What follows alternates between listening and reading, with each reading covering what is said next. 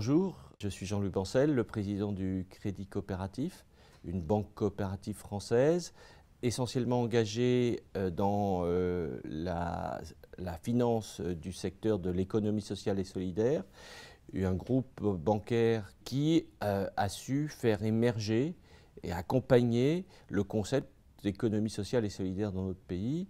Et ceci est fort bien illustré, j'allais dire, dans un ouvrage écrit par Michel Dreyfus et qui a intitulé son livre « Financer les utopies » et qui, je pense, est une excellente synthèse de la démarche de notre banque.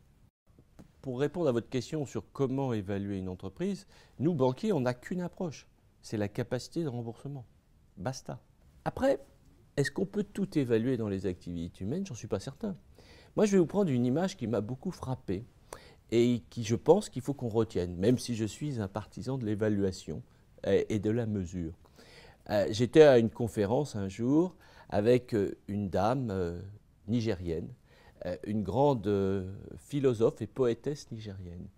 Et un jour, dans cette conférence, elle a eu cette expression que je trouve absolument magnifique et que j'aimerais que tout le monde garde en tête, c'est « est-ce que l'amour se mesure ?» Est-ce qu'on peut dire à quelqu'un « je t'aime de 10, de 1000, de 100 000 cupidons » disait-elle. Je trouve cette image très très belle et je pense qu'il faut accepter que certains domaines du champ de l'activité humaine ne peuvent pas faire l'objet d'une évaluation. Mais c'est très bien, ça laisse une terra incognita et ça nous laisse capacité à continuer à avancer.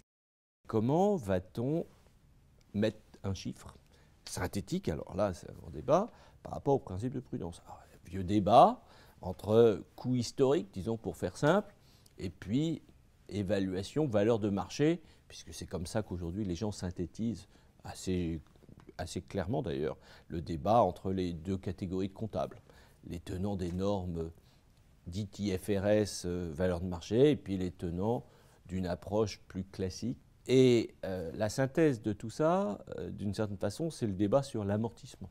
Parce que c'est ça, le principe de prudence, c'est dire, bon, il y a des choses qui perdent de la valeur avec le temps.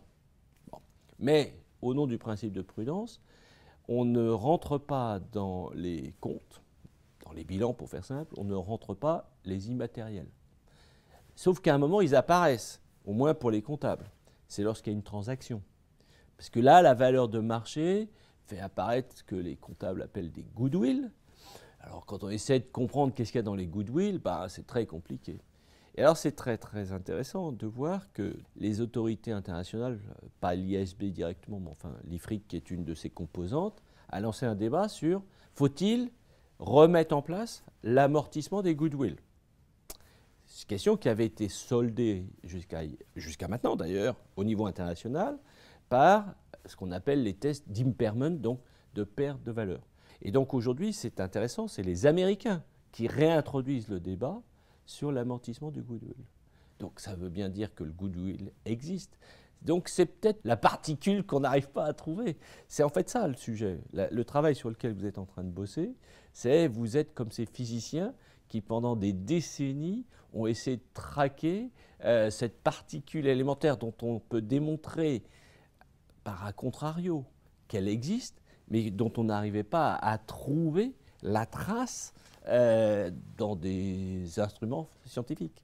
Voilà, c'est ce que je vous répondrai. L'immatériel existe, on en a la certitude. Comment on peut le mesurer? On n'en est qu'au premier balbutiement de la recherche et vous êtes des pionniers.